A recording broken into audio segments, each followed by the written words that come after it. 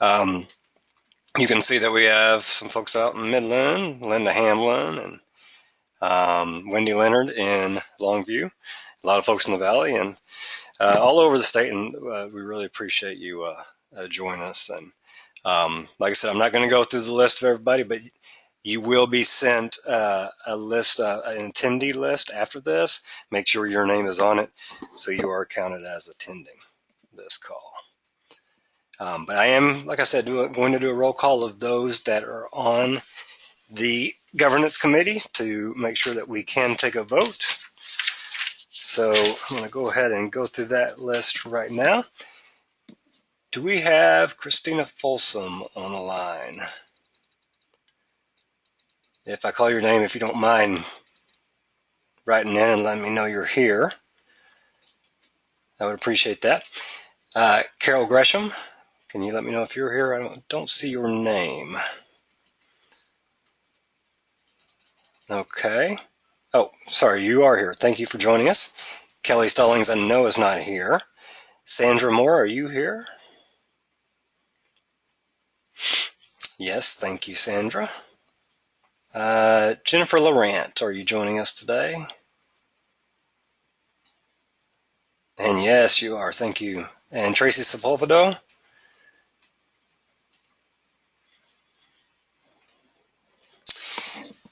Well, it looks like maybe Tracy's not here, but I am still a voting member until October, so that makes 4, and that's 4 out of the 7. So we can vote on the one item we have up for vote today. So thank you, the 3 of you, for joining us for this meeting. So let me get back to the agenda. Okay. So like I said, today we're going to talk about COC participation, and then we're going to review some of the COC application documents, some of the things that we talked about last month. We'll quickly go over, and then I want to spend a little bit of time talking about the COC renewal project evaluation tool and the meeting we had this morning about that.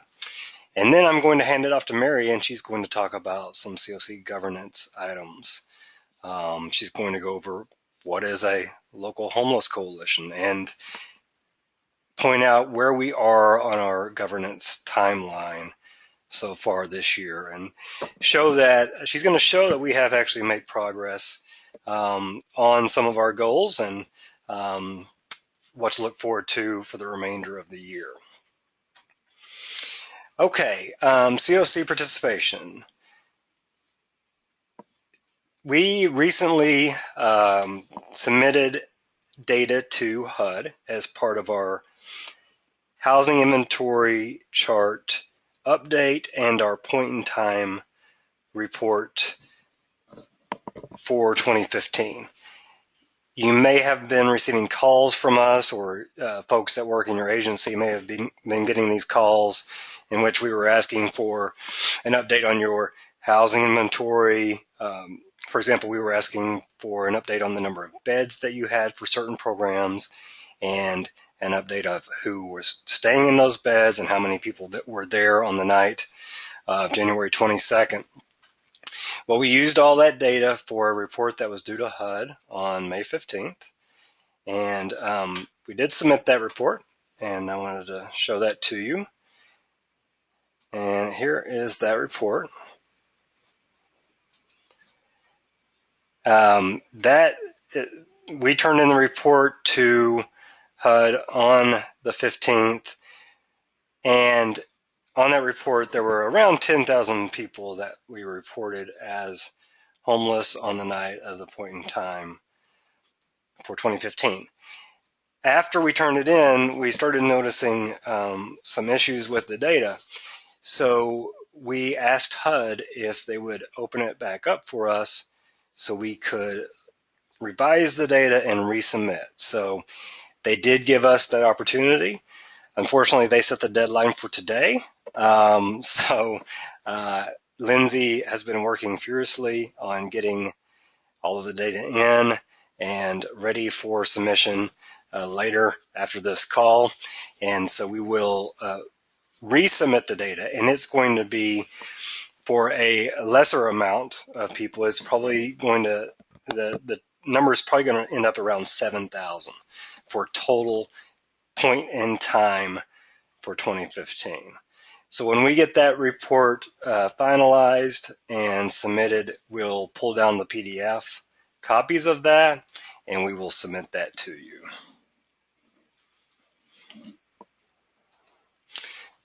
Okay, let me get back to the agenda. One of the other issues that I wanted to talk about under COC participation that I don't have on here is something that has come out since we put together the agenda.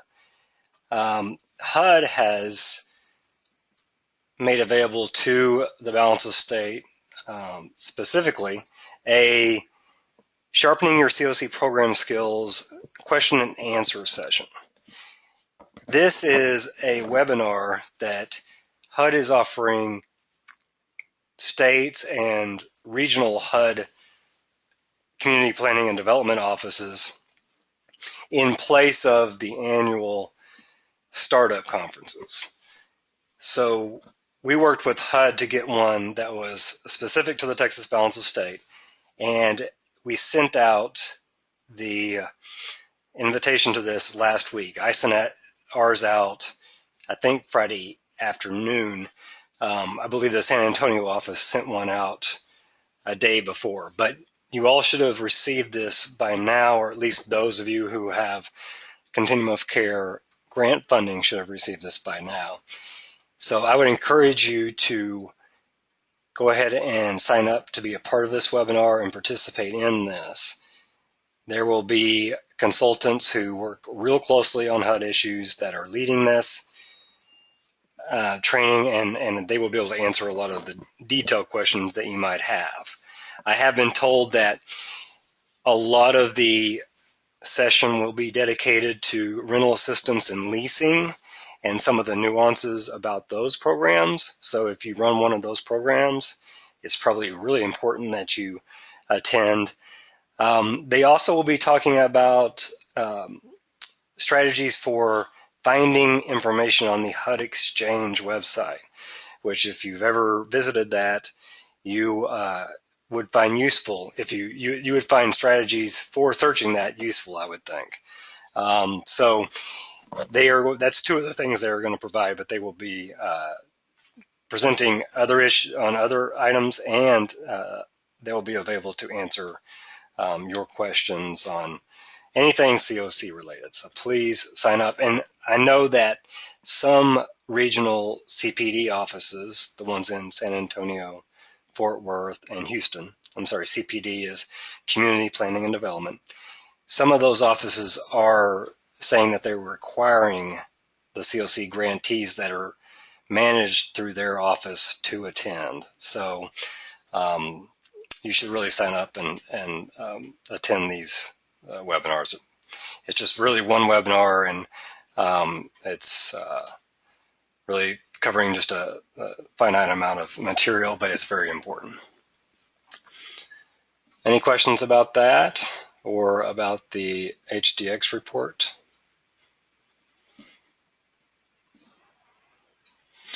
Okay. So on to the COC application documents. Last month, I presented to you drafts of 2 documents that had been reviewed by a work group prior to the meeting. And the first was the COC project application RFP, request for proposals. And I presented it to you with a few minor adjustments noted. And since then, I have made those adjustments and a few more. We've made a few more adjustments based on some additional problems we found. But we think it's ready to go. And we are going to go ahead and put it up on our website so you can have it available for your use. I'm going to go ahead and show it to you now. I won't go through it in detail like I did last month, but this is the RFP. You'll notice that there are a lot of to be determined initials all over it, and this is because HUD is still not released the COC, the 2015 COC competition. So once that is released, then we'll be able to fill in some of these dates, and we'll be able to finalize the timeline, which I'll go over in just a second. Not much has changed since I last showed this to you. There's just a little bit more explanation on some points, and some wording moved around just to make this a little bit more readable for you, the potential applicant. So I'm hoping you'll find this useful. So I just want to go to the timeline really fast. Actually, I want to start with this. This table was on the last version, but since then we have changed some of it. There are two big changes. One of them is that we took out the COC planning grant from this priority ranking because HUD has asked us not to include that in the ranking anymore. So our HUD COC planning grant that we apply for every year to fund the work we do with you is not going to be in competition with your housing and supportive service projects. So that makes us very happy. Also new this year in this ranking table is the new reallocated SSO projects for coordinated access. So if a project decides to reallocate their funds and use it for an SSO project for coordinated access, it will be funded here. If there are more than one projects for that, they will be scored and ranked within this category. So that's a little bit of a change from last year. The timeline I want to get to. Now keep in mind again that HUD has not released the grant, so they've not made the funding notice public, and until they do, we don't really know what our deadlines are going to be. But I've revised this based on an assumption that they will release the notice of funding availability on June 1st. If they do that, then this timeline should be very close to what the final timeline will be. We will have to look at some of the deadlines and benchmarks that HUD requires along the way, things that they have mentioned in the NOFA to finalize this, but this is based on a 90-day competition cycle, which is very typical of HUD. So I think this will be pretty close to accurate if they release it on June the 1st. So this is revised since last time, and I think it's a good, you can use it as a guidepost at least if you're considering applying for a new project application, or if you're one of the many projects that are in renewal. You can see that in this scenario, we would have everything turned in to HUD by the end of August. But we will see when they release it. So this will be posted on our website, and I will send it to everyone following this webinar, along with all of the other materials that we discuss. Any questions about the RFP? I'm sorry I'm having to mute everybody. Okay, well, type in your questions as you have them. Okay, next is the COC application for new housing projects, for new projects, this should say actually, because it's possible that we could have a new project that's not housing this year. That was also presented last year with some notes regarding changes that still had to be made. So between that meeting and this one, we have made those changes, and this document is just about ready to go. I think there might be a few items to clean up in regard to some of the grammar, but as far as the substance of it, it's ready to go. So we'll go ahead and post this on the website as well and send it to you as well. This is something that if you are considering applying for new funding, you should really review. And if you're considering reallocating your current funding to create a new project, you should also review, because in both cases you would be under a new application process. So you would need to go ahead and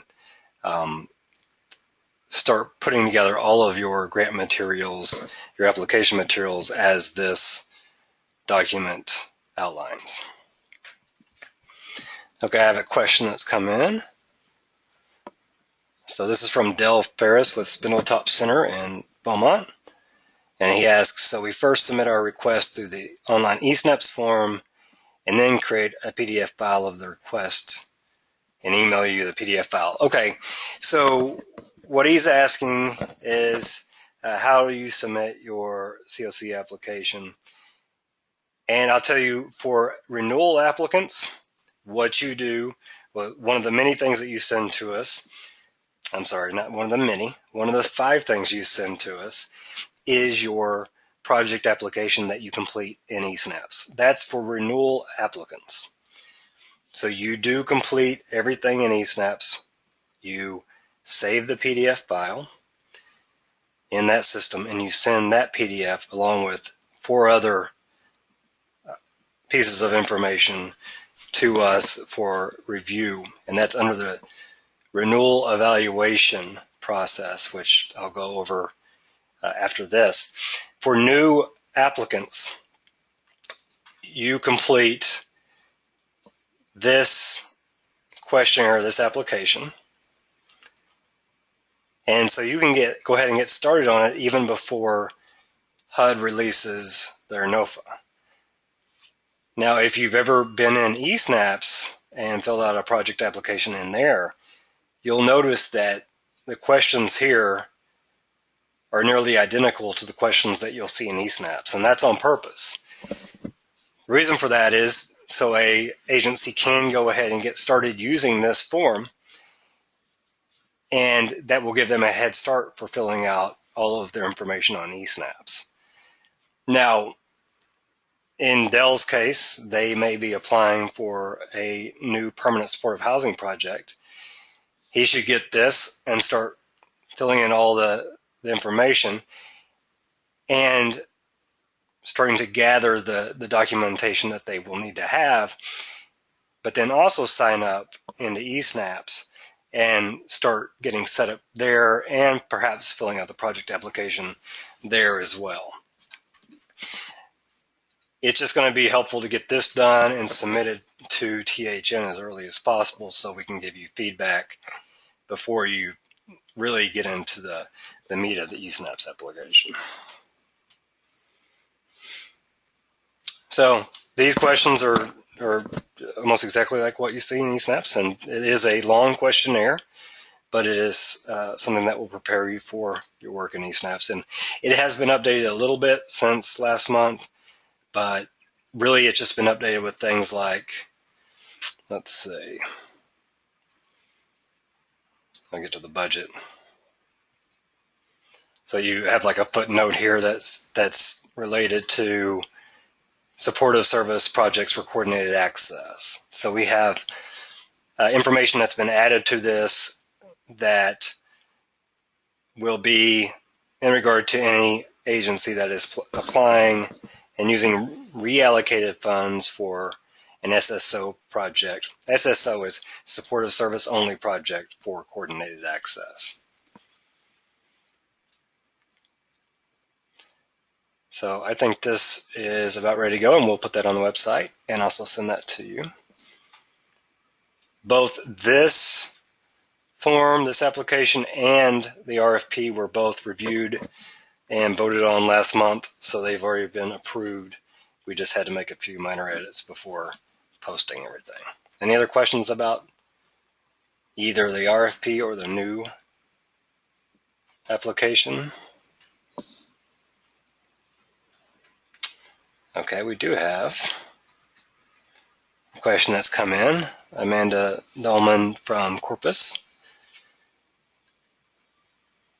She says, one area that she's aware of that's currently not under FMR guidelines. Sorry, let me read this question before I try to recite it to everybody here.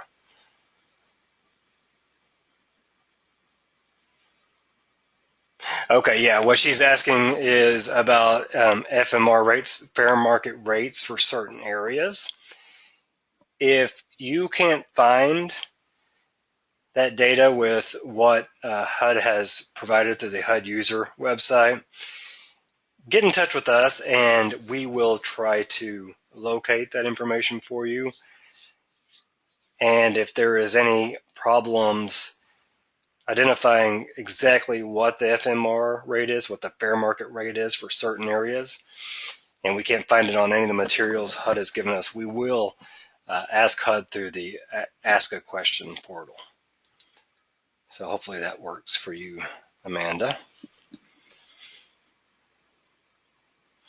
And then finally, another question about this. Dell asked, when will the application be finalized and posted for you all to download and work on? And I am going to put that up as soon as we're done here. I will make a few, like I said, minor cosmetic edits, but I will put that up and it'll be ready for your download, but I'll also email that to you. So you'll be able to start working on it right away.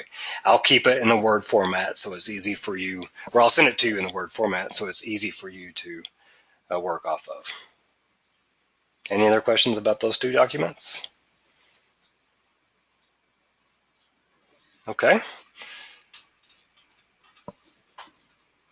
So I'm going to go ahead and move to the, the COC renewal project evaluation. This is not worded very well here, but this morning we met with a group of, I believe almost everyone was with a Continuum of Care funded project, but we met with a COC renewal evaluation work group. And what we did is we reviewed the form that we have used for the past. Well, we reviewed the form we created in 2013, revised in 2014, and have just slightly revised for 2015 to get their input and vote on.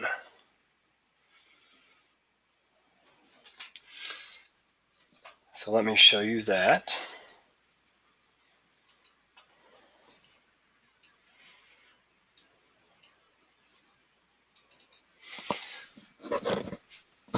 So we went over this renewal project evaluation, and I pointed out that, again, this was created in 2013, and for those of you who were around and worked on this, we did a lot of work on it that year. What we did is we used a similar form from the Ohio Balance of State Continuum of Care, and we revised that for our specific situation here in Texas. And that worked well for 2013. But in 2014, we decided to align our prioritization process more with HUD.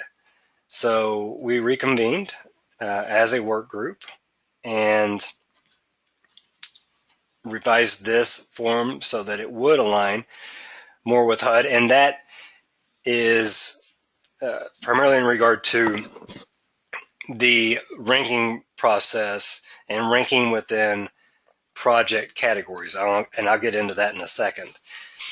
And then earlier today, we met again and we looked at this slightly revised version. And at the end of it, I asked everyone to vote on whether or not we would submit it to the COC Governance Committee for a vote. And I'll show you the result of that vote in just a second. This form is much the same as it has been in the past. The evaluation process is really based on measuring data from 3 categories. The first is project participant impact. So under that, we're looking at the housing stability. So how effective is the project at helping clients gain housing stability? How effective are they at helping clients access income and benefits? And are they able to reduce the time that someone is homeless? The next category is meeting the community need. We want to make sure that these projects are doing just that, meeting that local need, and they're using their dollars effectively. They are using the beds that they were funded to use, and they are targeting that hard-to-serve population and serving them well. And then finally, we look at project capacity. So we want to make sure that these projects are meeting all their reporting requirements with HUD. They're spending their funds and capturing their data and capturing it accurately. And then also that they have sufficient leverage of their project. They're not relying solely on HUD Continuum of Care funds. And we also need to make sure that there are no unresolved audit or monitoring findings from HUD visits. So we use data from each component of these 3 categories in our overall ranking, and that ranking is used, in our overall scoring, and that scoring is used to rank projects by project category. I pointed out today that most of the data for this is gathered from the annual performance reports. So projects will send us their most recently submitted performance reports, and that data is inputted into our scoring tool. But we also look at the HUD audit and monitoring findings. We look at the LOCKSS draws of each program. LOCKSS stands for Line of Credit Control System. So what we're doing there is trying to determine whether or not those projects are using the funds that HUD provides them. And we identify whether or not these agencies fully participated in the housing inventory chart update and point in time count. And finally, we look at how much leveraged support these projects are gathering. So that's very important to HUD. They're expecting the projects that they fund to gain community support, either in in-kind donations or in-kind support or cash support. They do not want projects and communities to rely solely on their funding. One of the changes that I talked about from the 2014 competition, or one of the changes we made right before the 2014 competition, was that we aligned our prioritization process with HUD's, and that meant that we identified the different categories of housing and services that HUD is already prioritizing from first to ninth in this case. So what we do is we look at all of our projects, and those that are renewal permanent housing, so under that is permanent supportive housing and rapid rehousing, all of those projects will be in the first category. Now within that category, those projects are ranked according to score. So we still use the scoring tool, but those projects are ranked within that category according to their score. And it goes down from there. So next you have the new reallocated permanent supportive housing, new reallocated rapid rehousing, then transitional housing. We have a lot of transitional housing, so of the 15 or 20 projects we have in there, all of those will be in this category, but they will be ranked by their score. So those that are ranked closer to the top of that category are better off and in more of a reliable or more of a guaranteed position of funding than those in the bottom of that category. So this is a change that we employed last year, and it's one we'll continue with. And then there's just some more information about the things that project applicants will have to submit this year, and they're much the same as last year. The only big change, actually, the only big change, well, not even big change, the only change that we really made was to the appendices. We did make changes, as I pointed out in the RFP. We made changes to this table in that we took the COC planning grant out of the rankings because HUD has indicated that's what we should do. That will not be ranked anymore. And we have included the new reallocated supportive service only projects for coordinated access in the ranking. So those are the two big changes on the renewal evaluation form this year. We did update the list of those projects that are up for renewal in 2015. So that's here in Appendix A. And then in Appendix B, you have the criteria and scoring tool. And I explained to those at the meeting that under each major category that I had talked about before, project participant impact, meeting community need, and project capacity, you have data points in which we gather data to score. So we look at, for example, the data point, length of stay of 6 months or longer of clients in programs that are permanent supportive housing. And we identify what their percentage of success is. We measure that against a standard that the COC has established for each of these data points. And that is how each project is scored. So if they meet the standard or exceed the standard, they receive 10 points. If a project applicant has a performance that's within 75% of the standard, they receive 7.5 points. Unfortunately, if the project is 74% of the standard, they will receive 0 points. So we're really rewarding those that are high performing and those that are right at the cusp of being high performing. Those that are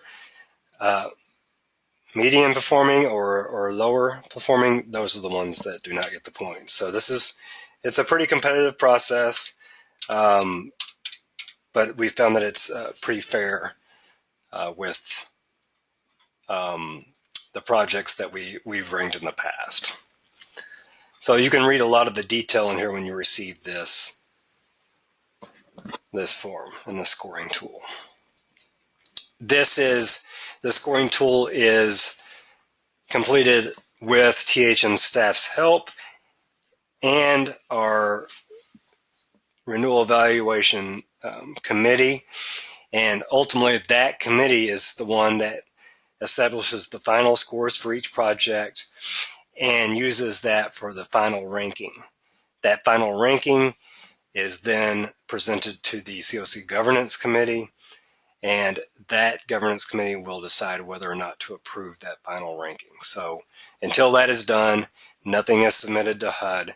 No rank order of projects will be submitted to HUD. So it's ultimately the vote of the COC Governance Committee that moves this thing forward for the renewal project applicants.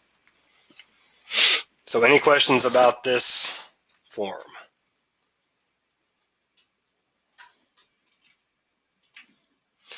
Okay. I did ask for the work group that was at the meeting this morning to give their input on this, and they did provide some input, and then I asked them to vote on whether or not they wanted to approve for the COC Governance Committee's consideration, and they did vote to approve that. Sorry, I had the vote here ready to go. I don't know what happened to that. I'm sorry, but they did vote to approve that. It was unanimous. So everyone in attendance did vote for the COC Governance Committee to take a vote on this. So I'm going to go ahead and do that now. So I'm going to go ahead and start out by asking each one of the folks that are present if they approve this as the final renewal evaluation. I'm sorry, let me say this right. Renewal project evaluation form. So, Carol Gresham, how do you vote? Do you vote to approve this as the 2015 renewal project evaluation form? Oh yes, I'm sorry, you are muted. Let me unmute you guys.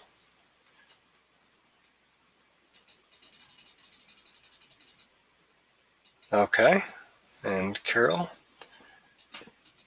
how do you vote? Yes, I vote yes. Okay, thank you. And Jennifer, how do you vote?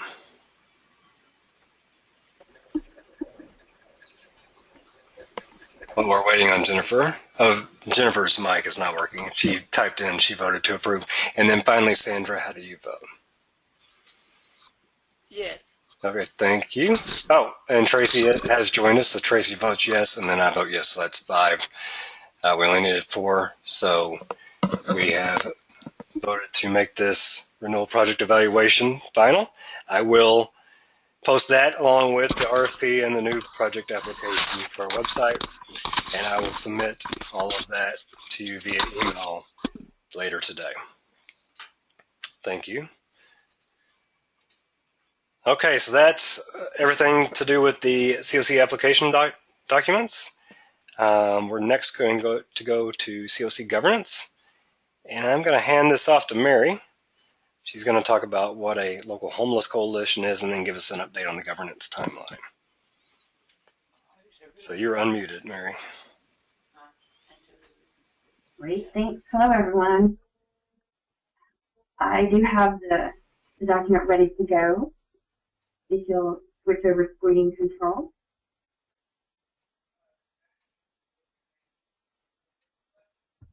Great. Okay. Oops. Sorry, wrong button. So you'll see what we have here is a beginning description of what a homeless coalition is. You guys talked about this at the summer COC board meeting in April. And so I took those comments from both the presenters, all 4 of the presenters who are from local homeless coalitions, and then also those of you who attended the meeting and responded to the poll questions that were given during that meeting. And we've also gotten some feedback from other balance of state COCs from around the country to see how they are working with their local homeless coalitions. And so we don't have an actual draft definition yet. What we got is somewhat of a skeleton of items that we want to try and include in a description that eventually you guys will approve of, and then this description will be used when you on your local level work to determine what your coalition is, who all is involved in it, and then also when you select your representative from your coalition who will serve on our representative planning group, which is the second largest body on our COC org structure. So in other words, in order for you to have a representative to the representative planning group, which is one of the decision-making bodies, your local planning group will need to meet these criteria that we all agree on of a local homeless coalition.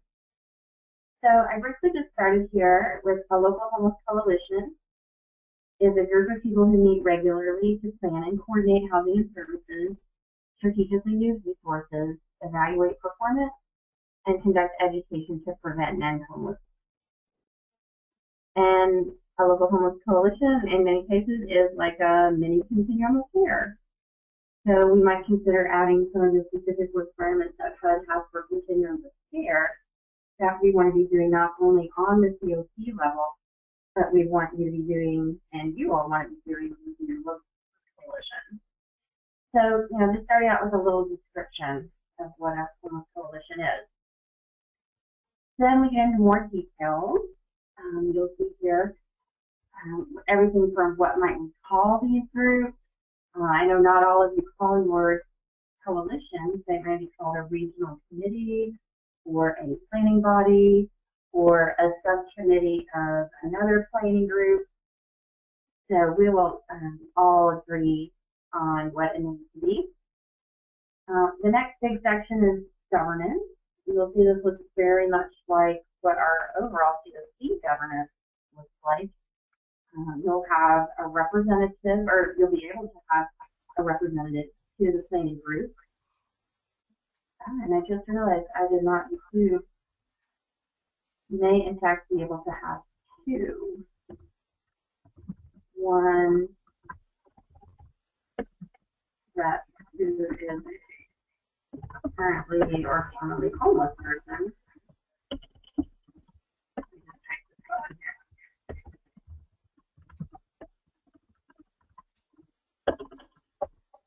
So there's the opportunity for every coalition to have actually two representatives on this representative page. If one is a currently or formerly homeless person. So think about that when you're deciding on what you might include in this description.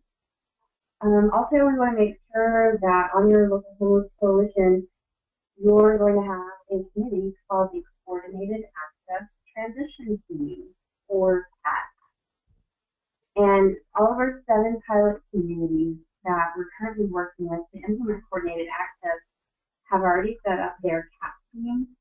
And that is how we will also have the rest of you working when we implement coordinated access in your community. You'll have this local kind of oversight group called the CAT team. And you'll see in green, I have Sophia's name here and my name here. That was where I was just trying to identify one of our PHN staff members who is going to be the primary either contact person or support person for that particular piece of the description. And right now in yellow, I've got one staff lead in-house person who might be ones that we could for to be requirements. Whereas the rest of them that are not in yellow could just be more guidelines, but not necessarily requirements. And here, coalition documents. This is something that Hannah talked about at the April meeting, but I'm not sure exactly what those were that I was able to send. But I'm thinking things like bylaws, governance structure, voting procedures, that sort of thing. So we'll follow up with her since we get those. We'd also want to consider maybe some guidelines around membership. Who might be members? How are they selected? What are their terms? What are their roles and responsibilities? Will there be a membership fee? Any requirements to maintain membership? Any code of conduct? Also, within your local homeless coalition, you might talk about having board members or not, and having officers or not. And again, same kind of thing. How are they selected? What are their terms? What did they do? And you might also choose to have committees. Some examples would be a program committee, performance or data, hit count, governance, membership, finance. Now, some of you probably already have a lot of these areas, and you might have a structure set up that is very much what we've already been talking about. But we know in other communities, these processes aren't quite that formal. Also, we might talk about staff. If your local homeless coalition would want to do an annual work plan with goals. And then if you do, We'd also be interested in seeing an annual report. Like, how did you do on your work plan and your goals that prior year? Also, some groups are fortunate enough to have facilities for their coalition. And finally, we put in their coverage area. For example, some local homeless coalitions cover one city or one county. Others cover several counties. In some of our balanced states, CNCs from around the country, we heard that they break down their big COC into public housing authority jurisdictions, or in some cases it was Department of State Health Services or TDHA regions in our case, community development regions, several different kinds of ways that we could determine coverage area. All right, so those are kind of the nuts and bolts of government. Our next big section would be is activity. So what might your local homeless coalition do? And again, the items identified in yellow are ones that we were thinking might be great possibilities for requirements. So for example, hold meetings, and then we would need to have everyone take attendance and keep the minutes in order to fulfill grant requirements and then submit those to us. And I know a number of you already do that and send them to Eric every time you meet. Frequency, at least quarterly, might be a great frequency of time to meet. How are you going to meet? In person, via webinar? Will you have an agenda? Anyway, you can see all of these kinds of details, but the main activities would be hold meetings, plan and coordinate housing and services in the local level. And there's a lot of groups that we consider having participate in that housing and service delivery and planning. Conduct a point in time count using the TXUOS process. And review project performance. And that's an area that we're going to be focusing a lot on this year, even more so than we have been. And our HMIS team is coming up with all kinds of neat tools that we think will be really helpful for all of us to get a better understanding of performance and improving our performance. Then some other optional ones: conduct a homelessness awareness in a case and education activities, which we know a lot of you are already. Create a plan to end homelessness, develop projects, write collaborative applications for funding, maintain a resource and referral guide, and inform attendees of agency and community happenings. And a lot of the activities on this list did in fact come from the presentations we heard at the April board meeting. So that's where we are in terms of looking at local homeless coalitions right now. Certainly, this is all up for discussion, and we'd love to get your feedback between now and the next meeting, with the thought that we might have a draft available for vote at the next meeting, so that you guys can, write the definition that you want, go ahead and get it going in your community if it's not already, and select your representatives in time for our new fiscal year to start. All right. Are there any questions right now? Anything you want to add? Well, I just wanted to add that I don't want to survey you guys to death, but we may be sending out a few more polls about this just to get a little bit more clarification as we build out this draft, so that we can have the best document ready for you to take a vote on. And like we said last month, our goal with this is just to identify what our acceptable parameters are for a local homeless coalition. We're not trying to narrowly define what a coalition is. We just want to come up with a good window definition, I guess is a way to say it, or good parameters of what a homeless coalition is. One that will fit our largest community, but also fit our smallest community. And once we get that established, we're going to be able to do other things like establish what is a representative, and then start to build in some more consistency across our COC. So that's all I was wanting to add. Yeah, I think that's a very good clarification. And I also don't want anyone to feel overwhelmed by what we currently got on the paper, because again, all of it is up for discussion and negotiation, and you guys as COC members will be the ones giving the input and voting to approve this. So if there's something in there that just absolutely won't work for your community, we certainly want to know that. All right, well, if that is the last conversation on that, I'll go ahead and move to our next item, which is the governance milestone. You'll remember that earlier this year, and late last year actually, we were talking a lot about the governance charter and the memorandum of understanding that we as THN, the lead agency for the COC, and THN board have in place regarding the responsibilities and roles of THN as the lead agency. That and the charter was approved by the COC board in March. So that was our first step.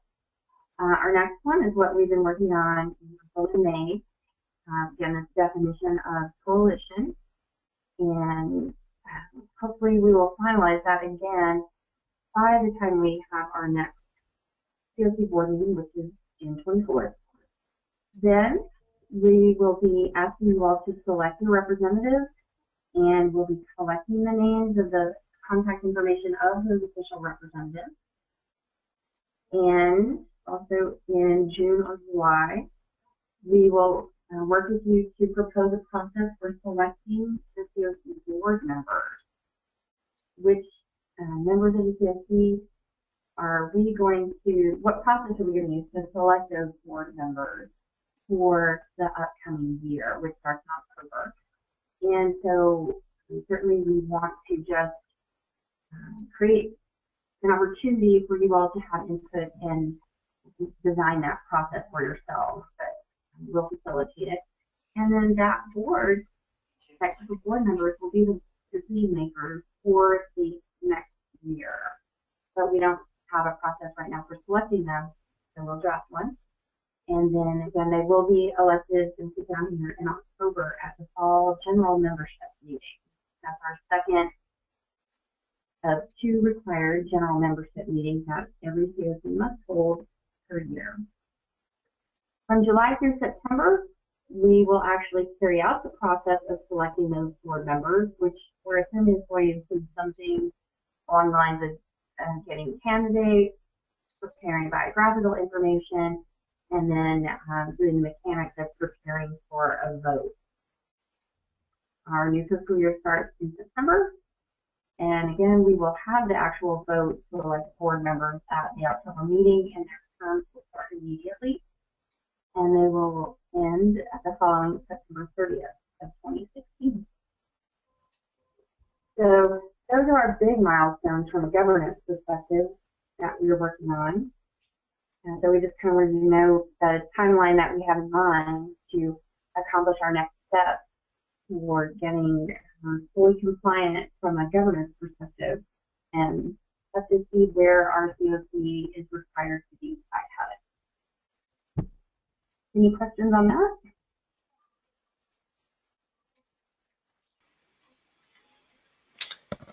Doesn't look like any questions are coming in. But everyone feel free to do that. Go ahead and send those questions in. Did you have anything else? That's it. So one of the things that you talked about with governance update was our work toward this October, when we will be selecting those new representatives, or at least identifying the parameters for those representatives. One of the things that I wanted to point out with that is, as we're working towards that, we want to start to improve some of our technology, not only for us, but for our communities. And we want to encourage participation in meetings like this. So we want to make sure that once we have those representatives established, or as we're about to establish those representatives, we want to make sure to get them the technology they need to fully participate in these types of meetings. So if those representatives need something like a mic and headphones, or maybe possibly even a new computer, things like that, we want to provide those to our representatives so we can have this be more of a COC meeting in the way that other continuums of care hold meetings. So at least that's my hope. Maybe I'm hoping for too much, I'm not sure, but that's what I want us to get to. And I think all of this work will help strengthen what we're doing here. One of the things that I wanted to point out, and let me get back to the agenda and I'll get back to what you're seeing now.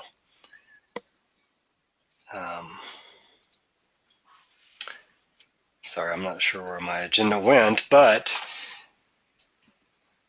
oh, here it is. Okay, so we're going to talk about next steps, but before we talk about that, since we were talking a lot about the COC application and the documentation that we've made available to help you with your application, either a new application or renewal application, I did want to point out two things.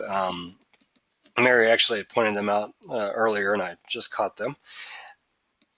We'd want to make sure that you understand that everything that we have in these forms could be changed depending on what HUD releases when they release the NOFA. So if there are things that we did not expect HUD to announce, or some new regulations that they have when they release the NOFA, we will have to change these documents and the language in these documents to reflect those changes and those updates by HUD. We're not anticipating that there will be major changes, but if there are, obviously we will have to change these documents. And we wanted you all to know that as we get closer to the release of this, and most likely after this NOFA is released by HUD, we will be providing for you training materials, webinars like this, but webinars really dedicated to specific items, and one of those will be eSNAPs. And then also we want to make available one-on-one TA opportunities. So if you were involved with us last year, you know that I made available slots nearly every day during the COC competition, in which you could sign up and spend 30 minutes with us talking about your application, just asking questions, showing us, because we do it via webinar, showing us what you're dealing with in your project application and getting our advice on that. I'm going to make those TA slots available again, so I'll be sending those out to you pretty soon, and you can start signing up for those. I will say, if you do sign up for those, please try to sign up for them at least one day in advance, so we have time to set up all of the webinar details and we can get that to you, so we're not rushed when we set that up. So we just wanted to make sure you understand that we will be there to help you along the way throughout this competition. And our help, our offer to help goes beyond those with just COC grant funding.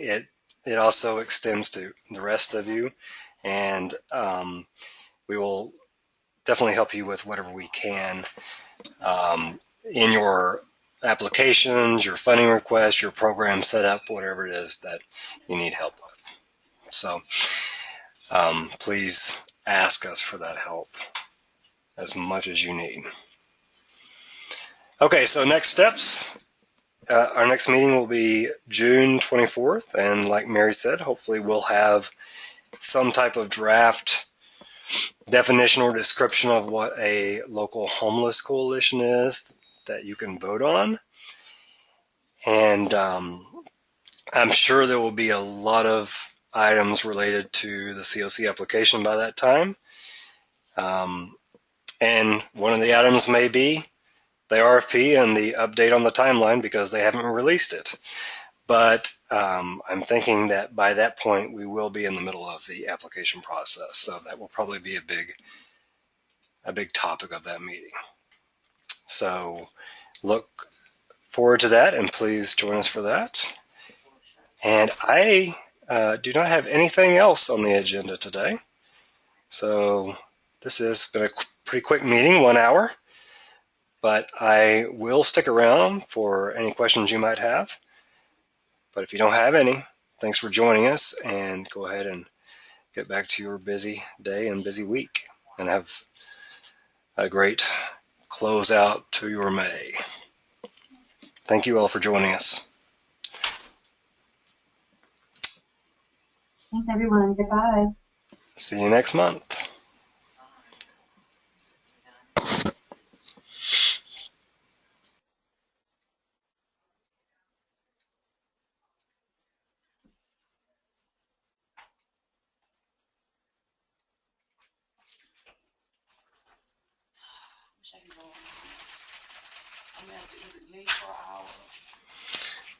Okay, I did receive your question, Dell.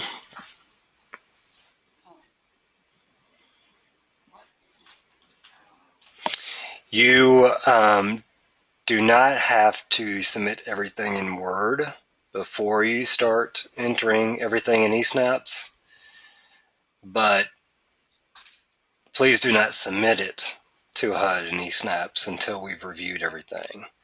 And to be honest, that goes for all grantees, even renewal grantees. Even if you were to submit it, we can always send it back to you from our end. So, if you make a mistake and you submit it, you hit submit in eSnaps, don't worry, it's not gone forever. We can send it back to you to make changes if you need, but we would prefer that you don't submit it until it's been reviewed and it's finalized.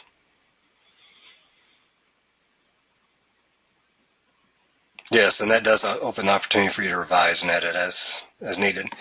One thing also, Dell, that you might want to know, well, you will want to know, I think we're very close to bringing on some consultants to help out with this Continuum of Care grant and do more really focused help for those that are applying for bonus projects, PSH bonus.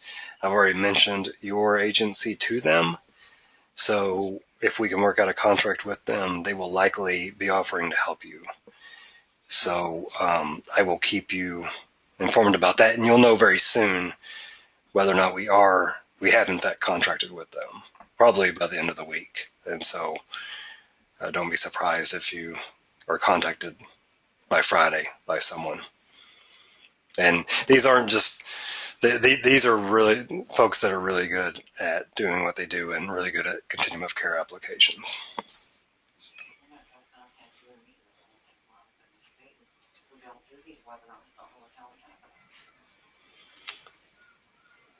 Okay, I'm sticking around if anyone else has questions. There's still a lot of people on. But I'll close out in about 2 minutes. And Dell, yes, that would help. If you want to send, well, let's wait and see if we contract with them. I want to make sure that we can work out a equitable arrangement with them before I go ahead and sign that contract. And typically we wouldn't do that, even work with someone on something like that, because we do provide that help. But I'm feeling a little stretched, a little stretched thin right now, and I think for you to get the best help you can get, and for our other project applicants to get the best help they can get, we need to delegate some of this out.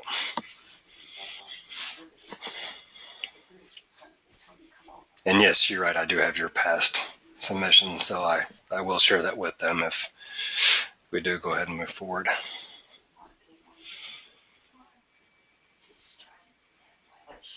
Thank you, Dale.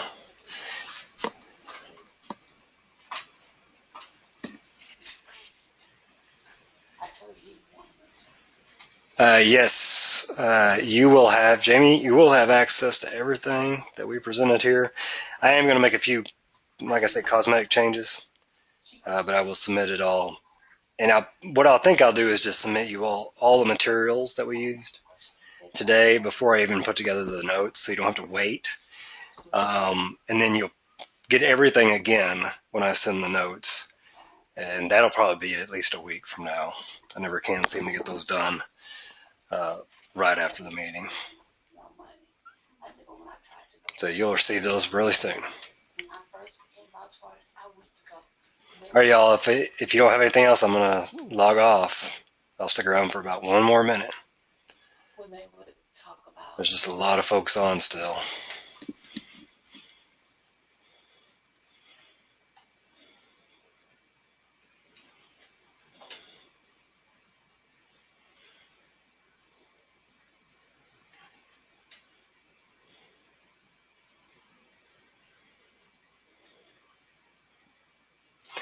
Yes, Dale, there still is emphasis on leverage and cash funds, but I don't know if you noticed on the new project application. Let me pull that up.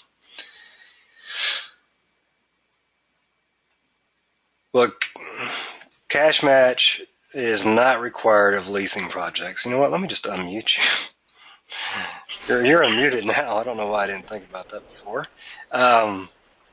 So for new project applications, we're not requiring a certain percentage of leverage anymore, so that is changed from last year. So that frees you up a little bit more. But of course, the more leverage you get, and if you get over 150%, you get bonus points. Now that's going to be tough to get. We realize that, but can you hear me? Yeah, I can hear you. Okay. Well, we're back to the same as we discussed in our meeting way back in Shalon's office. You remember? So when we get close to the actual putting this together, we'll have to revisit that and see what we can come up with. We understand the issue, as you understand, is spend a dollar to get a dollar. Yeah. You know. Yeah. So that's where we are. Well, so just so you know, you don't have to come up with 150%. That's just a bonus. Gives you bonus points if you come up with that. No, we understand, but we understand how competitive the funds are, and I mean, it is what it is. That's the way it is, and if we choose to be overzealous with leverage and cash match, it just increases our chances to receive funding, but it backs us into the same issue. Do we want to spend all that money to get the money? I mean, that's what we have to decide. Yeah, and if I were you, if you do try to get up to that percent, and also keep in mind the higher you get, the better off you are. But if you do try to get, I would try to tie most of that up into in-kind leverage. If you're able to. I understand, but an auditor or an accountant might disagree with you. In-kind is a hell of a thing to document and track. Mm-hmm. If you're spending hard money on something, you got checks, you got receipts. If it's people and you got time timesheets. You know, we have to be prepared for the day when HUD does an audit. Apparently, they don't do it that often. Yeah. But you don't operate with the assumption that they're never going to do it. So. No, you certainly don't. No, you certainly don't, and I definitely understand. We're in the same boat. You know, we're having to figure out how to come up with the leverage that will put us in a competitive position, despite the fact that we are going to be applying for a lot more money this next year. And we're struggling with where to get that. And trust me, I hear it from our accountant every day. Well, no kidding. If you're an accountant, that's what you pay them to do, to protect the organization. So we just have to figure out a way to do it so that it's manageable and reasonable, and an effective way for us to document and track it and not make it up, but it's meaningful, but yet we can document it somehow. It's not an onerous burden. Right. Eventually, at some point, people are going to balk at wanting to continue a program like this, you know. Mm-hmm. Yeah, well, that's the reason we loosened up on the requirement that it's over a certain percent, and just tied more points to someone getting it to a high percent.